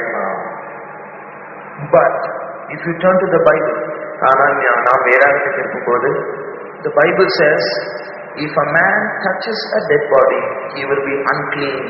வேதாகமம் இவ்வாறாக சொல்கிறது, ஒரு மனுஷன் பிரேதத்தை தொடுவானே என்றால் அவன் அசுத்தம் உள்ளவன். He, to be cleansed, what should he do? அவன் சுத்தப்படுத்தப்படும்படியாக அவன் என்ன செய்ய வேண்டும்? He should wash his hands in running water. அவன் ஊற்றுத்தாண்டில் தன்னுடைய கைகளை கழுவ வேண்டும். He should wash his clothes also, and he should fully bathe himself. அவன் தன்னுடைய வஸ்திரங்களை துவைக்க வேண்டும், அவன் முழுவதுமாக ஸ்நானம் செய்ய வேண்டும். And in the evening he shall be clean. சாயங்காலத்தில் அவன் சுத்தமாயிருப்பான். Why evening? ஏன் சாயங்காலம்? After washing his hands, the sunlight has to fall on the hands and kill the germs. அவன் கைகளை கழுவின பிறகு சூரிய வெளிச்சமானது அவனுடைய கைகளை பட்டு அவன் கைகளில் இருக்கும் கிருமிகளை கொன்றுவிடும். See what God said, if you do what I tell you, none of these diseases will come. தேவன் என்ன சொல்கிறார் என்று பாருங்கள், நான் உங்களுக்கு சொல்கிறது நீங்கள் செய்வீர்கள் என்றால் உங்களுக்கு ஒரு வியாதியும் வராது. In Muslim countries, in so many countries in the West, there was a particular cancer that killed so many people. அநேக மேற்கத்திய நாடுகளில் ஒரு குறிப்பிட்ட கேன்சர் வியாதியானது அநேகரை கொண்டு கொண்டிருந்தது. But in Islamic nations, that cancer was not there at all. ஆனால் முகமதிய நாடுகளில் அந்த கேன்சர் அந்த இடத்தில் இல்லவே இல்லை. They found out that the reason was Muslims still undergo the law of circumcision. The Muslims still undergo the law of circumcision. அந்த மேற்கத்திய நாடுகளில் இருந்தவர்கள் இவ்வாறாக அறிந்து கொண்டார்கள். ஏனென்றால் இன்றும் அந்த இஸ்லாமியர்கள் விருத்த சேதனம் செய்து கொள்கிறார்கள் என்று அறிந்து கொண்டார்கள். Because of that cancer is prevented. எனவே அந்த காரணத்தினால் அவர்களுக்கு அந்த கேன்சர் ஆனது வராமல் இருந்துவிட்டது. If you do what I say, none of these diseases will come upon you. நான் உங்களுக்கு சொல்வதை நீங்கள் செய்வீர்கள் என்றால் உங்களுக்கு ஒரு வியாதியும் வராது. So you see, that old law of God and these modern discoveries or inventions, see how God's law, although unchanging, has the answer for all our diseases. அந்த பழமையான தேவனுடைய பிரமாணத்தையும் இப்பொழுது புதிதாக கண்டுபிடிக்கிற கண்டுபிடிப்புகளை பாருங்கள். தேவனுடைய பிரமாணமானது மாறாவதாயும் இப்பொழுது இருக்கிற வியாதிக்கு பரிகாரம் கொண்டுள்ளதாயும் இருக்கிறது. So God has brought us out of this Egypt and brought us to Israel, to the separated us, given us a new law. எனவே தேவன் நம்மை எகிப்து தேசத்திலிருந்து வேறுபடுத்தி நம்மை ஒரு புதிதான இடத்தில் கொண்டு வந்து நமக்கு ஒரு புதிய பிரமாணத்தை கொடுத்திருக்கிறார். Now I am going to come to another aspect which will connect with this book of Revelation. இப்போது நான் இன்னொரு காரியத்துக்கு வரப்போகிறேன். அந்த காரியமானது வெளிப்படுத்துகிற புத்தகத்தோடு சம்பந்தப்பட்டது. We will come back to this name called Asclepius. நாம் இந்த ஆஸ்கிலிபியஸ் என்கிற பெயருக்கு கடந்து வருவோம். In the ancient days, medicine and magic were connected. ஆதி நாட்களில் மருத்துவமும் மந்திரவாதமும் ஒன்றோடு சம்பந்தப்பட்டதாக இருந்தது. Those days, the magicians were the doctors. அந்த நாட்டில் மந்திரவாதிகள் தான் மருத்துவர்களாக காணப்பட்டார்கள். That's why in English you have the name witch doctor. எனவேதான் ஆங்கிலத்தில் இவ்வாறாக ஒரு வார்த்தை உள்ளது, மந்திரவாத மருத்துவர். That witch doctor means he is a magician. He knows how to heal diseases also. அவ்வாறாக சொல்வது என்பது அவர் ஒரு மந்திரவாதி, அவர் வியாதியும் எவ்வாறு சுகப்படுத்துவது என்பதை குறித்தும் அறிந்தவராக இருந்தார். So those days they believed all sicknesses came directly because of demons. அந்த நாட்டில் அப்பொழுது ஜனங்கள் இவ்வாறாக நம்பினார்கள், வருகிற எல்லா வியாதிகளும் பிசாசினால் வருகின்றன என்பதை குறித்து அவர்கள் நம்பிக்கையுடையவர்களாக இருந்தார்கள். They did not believe that there was some disorder in the body. Demons were working, and so this was happening. அவர்கள் தங்களுடைய சரீரத்தில் ஏதோ ஒரு முறையினால் வருகிறது என்று அவர்கள் நம்பவில்லை. ஏதோ ஒரு பிசாசின் காரணத்தினால் தங்களுக்கு வியாதி வருகிறது என்று அவர்கள் நினைத்தார்கள். So these magicians or witch doctors, they will give them some some powders or some fluids, some mixtures. They will have so many kind of liquids with them. They will mix a little of this and little of that and say you have this, so much of this every day, you will be all right. எனவே அந்த நாட்டில் வியாதிப்பட்ட ஜனங்கள் அந்த மந்திரவாதிகளுக்கு செல்லும் போது அந்த மந்திரவாதியானவர் ஏதோ ஒரு பொடியாவது ஏதோ ஒரு திரவத்தையாவது அல்லது ஒரு கலவையாவது அதிலிருந்து கொஞ்சம் இதிலிருந்து கொஞ்சம் எடுத்து எல்லாவற்றையும் சேர்த்து கலந்து அந்த ஜனங்களுக்கு வியாதிக்கு பரிகாரமாக கொடுப்பார். In the ancient days, those people were called the sorcerers. அந்த ஆதி நாட்டில் அந்த ஜனங்கள் சூனியக்காரர்கள் என்று அழைக்கப்பட்டார்கள். So who are these sorcerers? இந்த சூனியக்காரர்கள் யார்? They will have lot of leaves and medicines with them. அவர்கள் தங்களோட அநேக மருந்துகளையும் அநேக இலைகளையும் வைத்திருந்தார்கள். Person falls sick, ஒரு மனுஷன் வியாதிப்பட்டால் he will come to this sorcerer. இந்த சூனியக்காரனுக்கு அந்த மனுஷன் கடந்து வருவான். And the sorcerer will say, oh, what are the symptoms of the disease? அந்த சூனியக்காரன் அந்த வியாதிக்கான அடையாளத்தை குறித்து அந்த மனுஷனுக்கு கேட்பான். He will explain. அந்த வியாதிக்காரன் அந்த தன்னுடைய வியாதியை பற்றி அந்த மனுஷனுக்கு சொல்லுவான். So this sorcerer will take this bottle and that bottle, mix little bit of 3 or 4 bottles and give that to that man and say, have little of this every day. அந்த சூனியக்காரன் தன்னிடத்தில் இருக்கிற இந்த பாட்டிலையும் அந்த பாட்டிலையும் ஒரு 4 பாட்டிலை எடுத்து அதை ஒன்றாக கலந்து அவனிடத்தில் கொடுத்து இதை நீ ஒவ்வொரு நாளும் கொஞ்சம் கொஞ்சமாக சாப்பிடு என்று சொல்லுவான். All these are full of evil spirits. இந்த ஒவ்வொரு எல்லா பாட்டிலும் பொல்லாத ஆவிகள் நிறைந்திருக்கிறது, அவ்வளவுதான். They are empowered by evil spirits. அவைகள் எல்லாம் பொல்லாத ஆவிகளினால் பலப்படுத்தப்பட்டிருக்கிறது. So that's why these people are called sorcerers. எனவேதான் இந்த ஜனங்கள் சூனியக்காரர்கள் என்று அழைக்கப்பட்டார்கள். Today there is a shop where you have lot of bottles. இன்று நாம் ஒரு கடையை காணலாம். அந்த கடையில் அநேக பாட்டில்களையும் காணலாம். There will be lot of names in those bottles. அந்த பாட்டிலில் அநேக பெயர்கள் எழுதப்பட்டிருக்கிறதாக நாம் காணலாம். You can buy this bottle and that bottle. The doctor will say buy this bottle and that bottle. மருத்துவர் நீங்கள் அந்த பாட்டிலை வாங்குங்கள் இந்த பாட்டிலை வாங்குங்கள் என்று சொல்லுவார். நாமும் அந்த பாட்டிலை வாங்குவோம். What is the name of that shop? அந்த கடையின் பெயர் என்ன? கடையின் பேர் என்ன? இன்னைக்கு கூட வியாதிக்கு பல விதமான பாட்டில் எல்லாம் வச்சுட்டு இருப்பாங்க. அந்த கடையோட பேர் என்ன? மெடிக்கல் ஷாப் இன்னொரு பேர் இருக்கு, pharmacy. It's called pharmacy. அந்த மருந்து கடையின் பேர் pharmacy என்பதாகும். Now I'm going to show you a surprise from the Bible. நான் உங்களுக்கு ஒரு ஆச்சரியத்தை அதிசயத்தை வேதத்தில் காண்பிக்க போகிறேன். Read Revelation chapter 9 verse 21. வெளிப்படுத்தல் 9ஆம் அதிகாரம் 21ஆம் வசனத்தை வாசியுங்கள். தங்கள் கொலைபாதகங்களையும் தங்கள் சூனியங்களையும் தங்கள் சூனியங்களையும், there you hear that word, சூனியங்களையும். இங்கு சூனியங்கள் என்கிற வார்த்தை குறித்து நாம் கேட்டோம். In English that word written there is sorceries. ஆங்கிலத்தில் அந்த வார்த்தை சாசரி என்று எழுதப்பட்டிருக்கிறது. That is those people who use these drugs and those fluids. அது என்னவென்றால் அந்த ஜனங்கள் இந்த மருந்துகளையும் இந்த திரவங்களையும் உருவாக்குகிற ஜனங்கள். You know what is the Greek word for this sorceries? இந்த சூனியம் என்கிற வார்த்தைக்கு கிரேக்க பதம் என்ன என்று உங்களுக்கு தெரியுமா? Amakia. Pharmakia. It's from this word that pharmacy has come. இந்த வார்த்தையில்தான் pharmacy என்கிற வார்த்தை வந்தது. So medicine is not simply a science. It is a science that has started from magic. எனவே மருந்து என்பது சாதாரணமாக ஒரு விஞ்ஞானம் அல்ல, அது மந்திரவாதத்திலிருந்து புறப்பட்ட ஒரு விஞ்ஞானம். I have the Encyclopedia Britannica loaded onto my computer. என்னுடைய கம்ப்யூட்டரில் பிரிட்டானிக்கா என்கிற கலைக்காலத்தை குறித்து நான் லோட் செய்திருக்கிறேன். In that is a title called History of Western Medicine. அந்த குறிப்பிட்ட பகுதியில் மேற்கத்திய மருந்துகளின் சரித்திரம் என்கிற ஒரு தலைப்பு இருக்கிறது. Under that the first line is like this. அந்த தலைப்பிற்கு அந்த முதல் வரி இவ்வாறாக இருக்கிறது.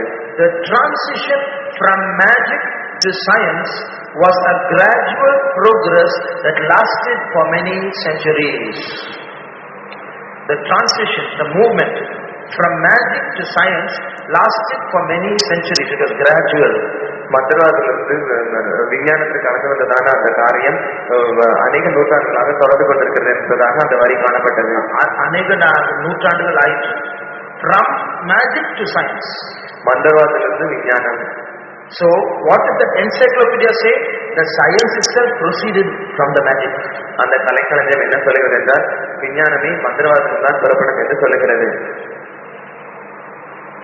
Now, we will come to this this word Asclepius. இப்போது ஆஸ்கிலிபியஸ் என்கிற வார்த்தைக்கு நாம் திரும்ப வருவோம்.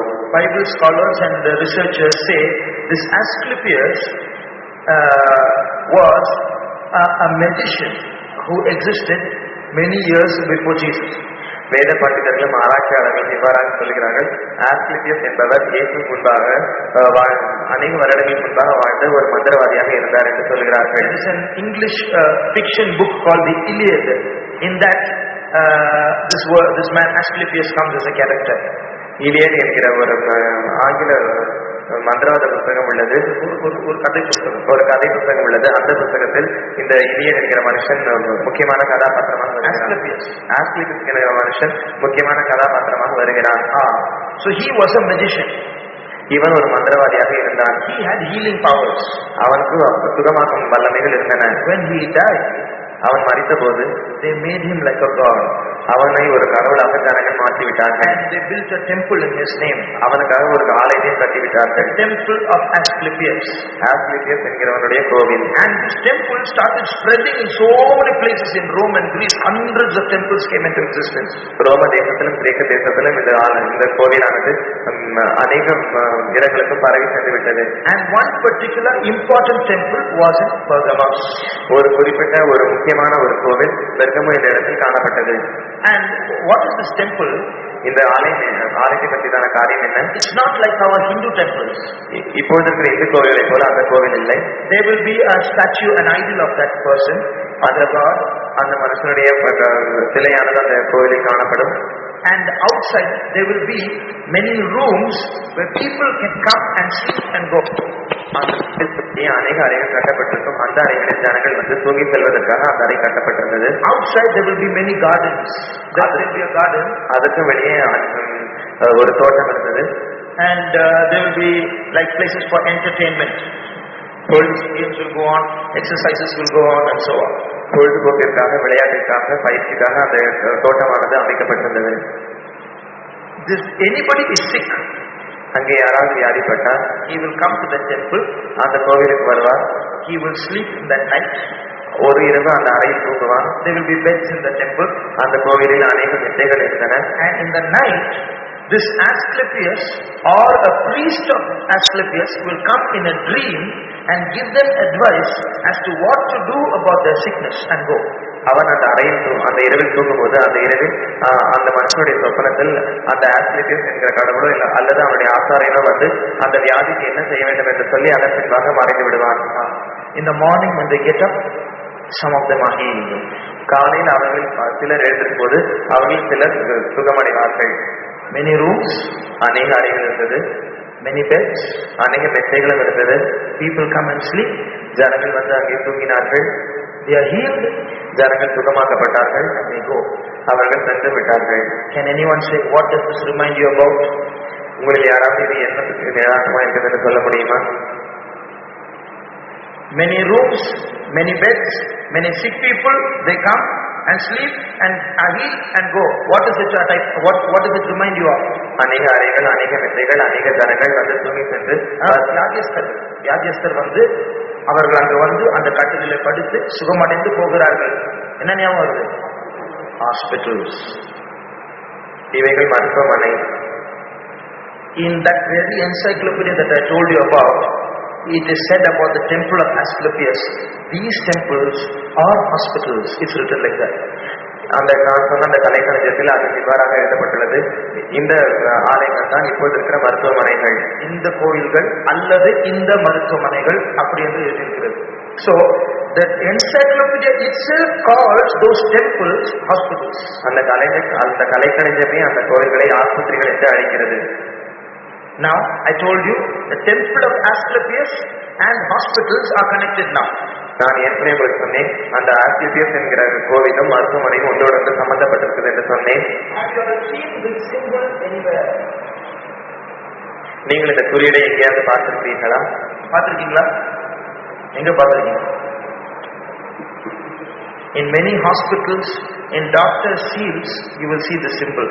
அநேக மருத்துவமனைகளில் மருத்துவர்களுடைய அந்த முத்திரையிடுகிற அந்த இடத்தில் இந்த குறியீடானது வைக்கப்பட்டிருக்கும். Next time you go to hospital, you search for the symbol, you will see either one serpent on a stick or two serpents intertwined on a stick. இன்னொரு முறை நீங்கள் ஆஸ்பத்திரிக்கு செல்லும் போது அந்த அந்த கோலில் 2 சர்ப்பம் உள்ளதா அல்லது ஒரு சர்ப்பம் உள்ளதா என்பதை குறித்து பாருங்கள். What is this, you know? இது என்ன என்று உங்களுக்கு தெரியுமா? It's not Moses, serpent of Moses being lifted up in the Old Testament. It's not that. மோசேயினால் கோலில் உயர்த்தப்பட்ட சர்ப்பம் அல்ல அது. It's called the staff of Asclepius. அது ஆஸ்கிலேபியஸ் என்பவருடைய கோல் என்று அழைக்கப்படுகிறது. You go and ask, next time you see a doctor, go and ask, what is this meaning of this symbol? இன்னொரு முறை நீங்கள் மருத்துவரை பார்க்கும்போது இந்த குறியீடு என்ன என்று அவரிடம் கேளுங்கள். Many doctors don't know. அநேக மருத்துவர்களுக்கு அதை பற்றி ஒன்றும் தெரியாது. But the symbol is there in so many hospitals. They are doctors, but they don't know why it is there. ஆனால் அந்த குறியீடு அநேக மருத்துவமனைகளில் உள்ளது. அவர்கள் மருத்துவர்கள் தான், ஆனால் அவர்களுக்கு அந்த குறியீடை பற்றி ஒன்றும் தெரியாது. See, the staff of Asclepius or Asclepius is there even today as a symbol in the hospitals, in the doctor's seats.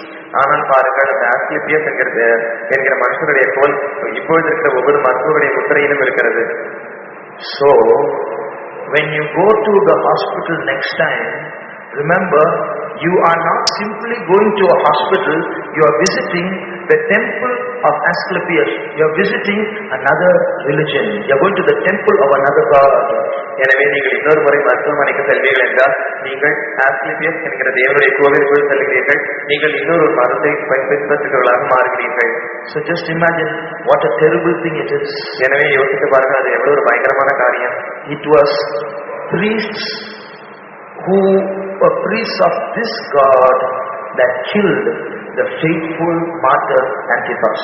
இந்த ஆஸ்கிலேபியஸ் என்கிற தேவனுடைய ஆசாரியன் தான் உண்மையுள்ள சாட்சியாக அந்திப்பா என்கிறவரை கொண்டவனாக இருந்தான். If you look at the doctors, they give right prescriptions sometimes, medical prescriptions, what to buy, what medicines to buy, what to do. They have their they have their pads. மருத்துவர்கள் பரிந்துரை எழுதும்படியாக அவர்கள் தங்களிடம் ஒரு அட்டையை வைத்திருப்பார்கள்.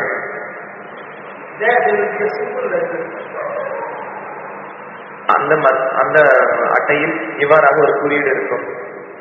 What is that? அது என்ன? They will say doctor's recipe and something. That's not the answer. அவர்கள் அதை டாக்டர் ரெசிபி என்று சொல்வார்கள், ஆனால் அது அதுக்குரிய பதில் அல்ல. This is again related to the Roman god Jupiter. இது மறுபடியும் ரோமன் கடவுளாகி ஜூபிட்டரோடு சம்பந்தப்பட்டதாக இருக்கிறது. But doctors have to put that symbol. ஆனால் மருத்துவர்கள் அந்த குறியீடை உபயோகப்படுத்த வேண்டும். Why? ஏன்? Don't know. அவர்களுக்கு தெரியாது. Recently I sent word to a doctor. They said this has roots in a Roman god, but we are supposed to put the symbol whenever we use our hands. சமீபமாக நான் ஒரு மருத்துவத்தில் கேட்டேன். அவர் இவ்வாறாக சொன்னார், இது ரோம கடவுளோடு சம்பந்தப்பட்ட ஒரு எழுத்து, ஆனாலும் நாங்கள் அந்த மருத்துவத்தில் அதை உபயோகிக்க வேண்டும் என்று அவர் சொன்னார். அது எழுதிதான் தர வேண்டும்.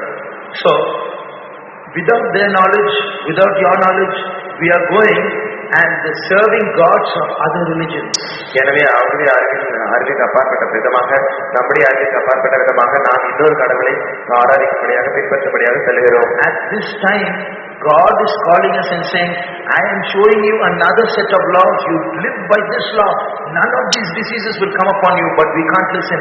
We are going to at the temple of Asclepius. ஆனால் இந்த நேரத்தில் தான் தேவன் நம்மை அழைத்து, நான் உங்களுக்கு இந்த பிரமாணங்களை தருகிறேன், நீங்கள் இந்த பிரமாணங்களை செய்வீர்கள், உங்களுக்கு ஒரு வியாதி வராது என்று சொல்கிறார். ஆனால் நாம் அவற்றையெல்லாம் தள்ளிவிட்டு புதிதான ஒரு தேவனை தெரிந்து கொண்டு புதிதான ஒரு கோவிலுக்குள் செல்கிறோம்.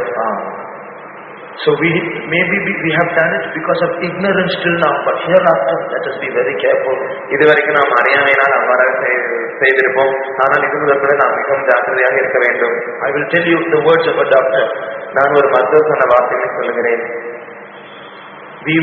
Maybe they make fun of the papyrus tables. அவர்கள் ஒருவேளை இந்த பெப்பைரஸ் டேபிள்ஸ் என்கிற புத்தகத்தை குறித்து பரியாசம் செய்கிறவர்களாக இருக்கலாம். Funny medicines. என்ன ஒரு பரியாசத்தை ஊட்டக்கூடிய மருந்துகள். How can those people call themselves doctors? அந்த ஜனங்கள் எப்படி தங்களை மருத்துவர்களுக்கு அழைத்துக் கொண்டார்கள்? But that funny book developed into a science, and today has become a very advanced science.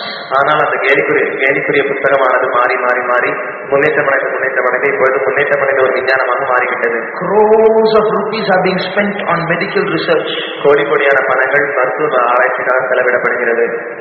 One doctor said very recently, ஒரு மருத்துவம் சமீபத்தில் இவ்வாறாக சொன்னார், even today only 5% of diseases have cures.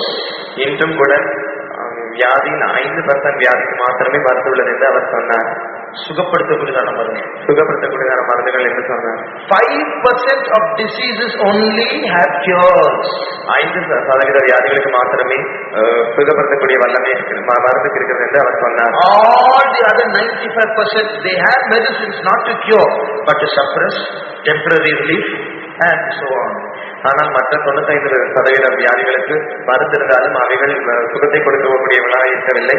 அவைகள் தற்காலிகமாக ஒரு விடுதலை தரும், அவ்வளவுதான். 2 days, 3 days, 1 week you'll be all right. After that take 1 more dose. 2-3 நாட்கள் நீங்கள் நன்றாக இருப்பீர்கள், அல்லது மிஞ்சி போனால் 1 வாரம் நன்றாக இருப்பீர்கள். அதன் பிறகு நீங்கள் மறுபடியும் அந்த சிகிச்சையை எடுக்க வேண்டும். Is this why Jesus died? So that only 5% of diseases might be curable? இதற்காக தான் இயேசு மரித்தாரா? ஏனென்றால் 5% வியாதிக்காக தான் தேவன் மரித்தாரா? Today many people, even believers, are asking, what is this question? God gave man wisdom and man discovered the medicine, so why can't God only help to find those medicines? இன்றைய அநேக தரங்களை இவ்வாறாக கேட்கிறார்கள். என் விசுவாசங்கள் கூட இவ்வாறாக கேட்கிறார்கள். தேவன் தான் மனிதனுக்கு ஞானம் கொடுத்தார், மனிதன் அந்த ஞானத்தை வைத்துக் கொண்டுதான் மருந்துகளை கண்டுபிடிக்கிறார் என்று கேட்கிறார்கள். And God gave man medicine, and God gave man wisdom, and with man's wisdom man discovered medicine, and with all those medicines 5% diseases are cured. Is this God's wisdom? தேவன் அவர்கள் இவ்வாறாக சொல்கிறார்கள், தேவன் மனுஷனுக்கு ஞானத்தை கொடுத்தார், மனுஷன் அந்த ஞானத்தை கொண்டு மருந்துகளை கண்டுபிடித்தான், மனுஷன் கண்டுபிடித்த அந்த மருந்துகளை கொண்டு 5% மருந்துகளுக்கு தான் விடுதலை இருக்கிறது. இதுதான் தேவனுடைய ஞானமா? Why so many people are coming running to our conventions these days? எனவே ஏன் இன்று அநேக ஜனங்கள் அப்படி கன்வென்ஷன்களுக்கு ஓடி வருகிறார்கள்? Everywhere sickness. எங்கே பார்த்தாலும் வியாதி. Doctors are saying this and that, nothing is happening. மருத்துவர்கள் இந்த காரியத்தையும் அந்த காரியத்தையும் சொல்கிறார்கள், ஆனால் ஒன்றும் நிகழ்கிறதில்லை. You go to one hospital, one doctor will say one thing, you go to another hospital, he will say a completely different thing. நீங்கள் ஒரு மருத்துவமனைக்கு சென்று ஒரு மருத்துவரை பார்த்தீர்கள் என்றால் அவர் ஒரு காரியம் சொல்லுவார், வேறொரு மருத்துவருக்கு சென்றால் அவர் முற்றிலுமாக வேறுபட்ட இன்னொரு காரியத்தை சொல்லுவார். People in the outside world don't know where to go for deliverance. That's why they are coming to our conventions. வெளி உலகில் இருக்கிற ஜனங்களுக்கு பரிகாரம் தேடும்படியாக எந்த இடமும் இல்லை. எனவேதான் அவர்கள் நம்முடைய கன்வென்ஷன்களுக்கு ஓடி வருகிறார்கள். They are fed up. They are spending. They are in debt. அவர்கள் செலவு பண்ணி கடன் அடைந்து மிகவும் தலைப்படைத்திருக்கிறார்கள். And as a result they come here. கடைசியாக அவர்கள் நம்முடைய கூட்டங்களுக்கு வருகிறார்கள். But we from inside we are going out there. ஆனால் நாம் உள்ளிருந்து கொண்டு நாம் வெளியே சென்று கொண்டிருக்கிறோம். God should set our lives right. ஆனால் தேவன் நம்முடைய ஜீவனை எல்லாம் சரிப்படுத்த வேண்டும். One thing is true. ஒரு காரியம் உண்மை. Divine healing is a very correct truth. தெய்வீக சுக சத்தியமானது மிகவும் சரியான சத்தியம். There is nothing wrong with it. அந்த சத்தியத்தில் எந்த தவறும் இல்லை. Based on the mind of God. அது தேவனுடைய நோக்கத்தில் அஸ்திவாரப்படப்பட்டிருக்கிறது. But the power of that divine healing should be manifest in the church. ஆனால் அந்த தெய்வீக சுக சத்தியத்தின் வல்லமையானது சபையில் வெளிப்படுத்தப்பட வேண்டும். For about 5 minutes shall we just pray. 5 நிமிஷம் நாம் இவ்வாறு ஜெபிப்போமா? That the power of healing should be revealed in our midst these days. சுகப்படுத்துவதன் வல்லமை இப்பொழுது நம்முடைய மத்தியில் வெளிப்பட வேண்டும். We learned so many things today. இன்று நாம் அநேக காரியங்களை கற்றுக்கொண்டோம். But with head knowledge we can't survive. ஆனால் நம்முடைய சுய அறிவின்படி நம்முடைய தலை அறிவினால் நாம் ஜீவிக்க முடியாது. With all knowing all this, next time we fall sick, we'll run back to the temple of Asclepius. இந்த எல்லா காரியமும் அறிந்து கொண்ட பிறகு நாம் அடுத்த முறை வியாதிப்பட்டால் இந்த ஆஸ்கிலிபியஸ் என்கிற கோவிலுக்கே நாம் நாடி செல்வோம். Along with this understanding, God should give us inner strength to live for the truth. ஆனால் இந்த அறிந்துகொள்வதோடு தேவன் நமக்கு ஒரு உள்ளான பலத்தை சத்தியத்தை அறிந்து கொள்ளும்படியாக நமக்கு தர வேண்டும். God has given us a power, the power to heal. தேவன் நமக்கு சுகமாக்கக்கூடியதான ஒரு வல்லமையை நமக்கு தந்திருக்கிறார். I'll ask you a question. நான் உங்களுக்கு ஒரு கேள்வியை கேட்கிறேன். Before Jesus died, இயேசு மரிப்பதற்கு முன்பாக Jesus took so many stripes on his body. தேவன் இயேசு தம்முடைய சரீரத்தில் அநேக தழும்புகளை கொண்டிருந்தார். We know about that whip. அந்த சாட்டை குறித்து நாம் அறிவோம். that so many ropes coming out of it, அந்த சாட்டையிலிருந்து அநேக கயிறுகள் வெளிவந்தன. so many hooks on that rope, அநேக கொக்கிகள் அந்த சாட்டையில் மாட்டப்பட்டிருந்தன. there was a handle like this, அதில் ஒரு கைப்பிடி இவ்வாறாக இருந்தது. and a Roman soldier will have to, he has to be trained, because if he does not land the blow properly, those whips will come and fall on him. அந்த ரோம போர் சேவனானது இவ்வாறாக பயிற்சிக்கப்பட்டிருந்தான். அவன் சரியாக அந்த சாட்டையை பயன்படுத்தாவிட்டால் அந்த கொக்கிகள் எல்லாம் அவருடைய சரீரத்தில் மாட்டிவிடும். So he has to whip the criminal in such a way, all those hooks will go and get embedded in their body. எனவே அவன் அந்த சாட்டையை வீசும்போது அந்த எல்லா கொக்கிகளும் அந்த குற்றவாளிகளுடைய சரீரத்தில் மாட்டும்படியாக வீச வேண்டும். இல்லை என்றால் அவருடைய சரீரத்தில் அது மாட்டிவிடும். So there were about 70 hooks in one rope, in one whip. ஒரு சாட்டில் அது மாதிரியாக 60 or 70, 60 70 கொக்கிகள் காணப்பட்டன. So with one blow 60 hooks go and fall on the body of the man. ஒரு முறை அந்த சாட்டையை வீசும்போது அந்த 60 70 கொக்கிகளும் அந்த மனுஷனுடைய சரீரத்தில் பதிந்துவிடும். And the Roman soldier won't pull all the hooks one by one. அந்த ரோம போர் சேவனானவன் அந்த 60 கொக்கிகளையும் ஒன்றின் பின் ஒன்றாக எடுத்துக்கொண்டிருக்க மாட்டான். He will just pull it off.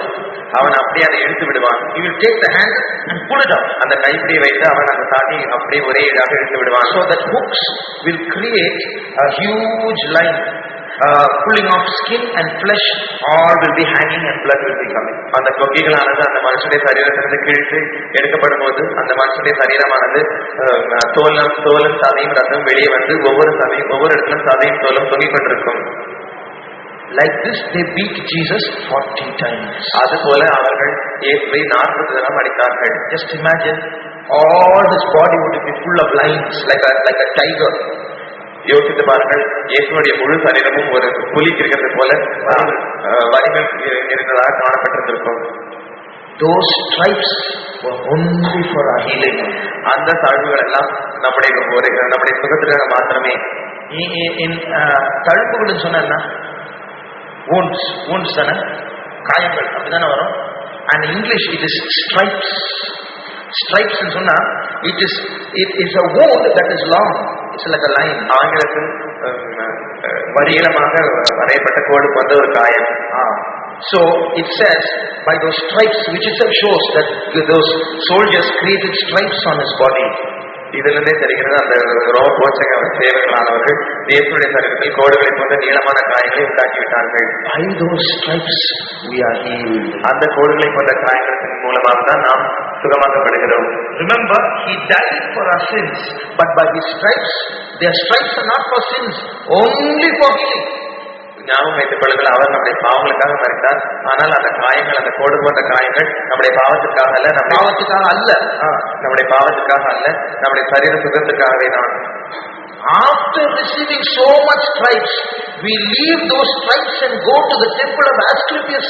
Is there greater treachery than that? நாம் அநேக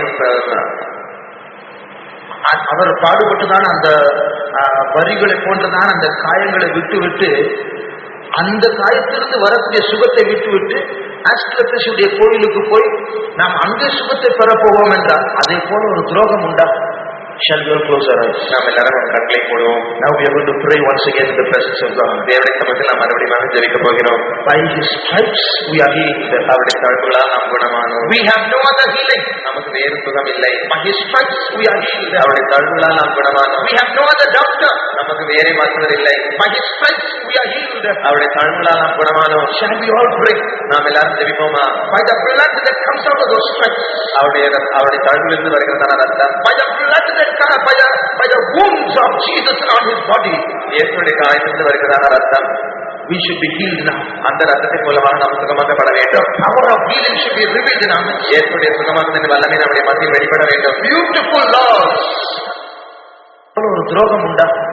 Shall we all close our eyes? நாம் எல்லாரும் கண்களை மூடுவோம். Now we are going to pray once again in the presence of God. தேவனுடைய சமூகத்தில் நாம் மறுபடியும் ஜெபிக்க போகிறோம். By his stripes we are healed. அவருடைய தழும்புகளால் நாம் குணமானோம். We have no other healing. நமக்கு வேறு சுகம் இல்லை. By his stripes we are healed. அவருடைய தழும்புகளால் நாம் குணமானோம். We have no other doctor. நமக்கு வேறே மருத்துவர் இல்லை. By his stripes we are healed. அவருடைய தழும்புகளால் நாம் குணமானோம். Shall we all pray?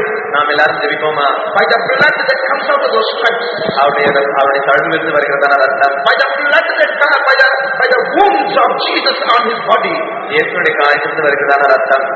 we should be healed now. அந்த ரத்தத்தின் மூலமாக நாம் சுகமாக்கப்பட வேண்டும். Power of healing should be revealed in our midst. இயேசுவுடைய சுகமாக்குதலின் வல்லமை நம்முடைய மத்தியில் வெளிப்பட வேண்டும். Beautiful laws, அழகான சத்தியங்கள், beautiful, powerful laws, அழகான வல்லமையான பிரமாணங்கள், powerful stripes, வல்லமையான தாழ்வுகள், powerful Jesus, வல்லமையான இயேசு கிறிஸ்து, powerful doctor, வல்லமையான மருத்துவர். having all this should we still fall sick? இவையெல்லாம் நாம் பெற்றுக்கொண்டு இன்னும் நாம் வியாதிப்பட வேண்டுமா? God should reveal His power of healing in us. தேவன் நம்முடைய சுகமாக்குதலின் வல்லமை வெளிப்படுத்த வேண்டும். Shall we all pray? நாம் எல்லாரும் ஜெபிப்போம். Amen. Pray, O Lord Jesus. Shut up.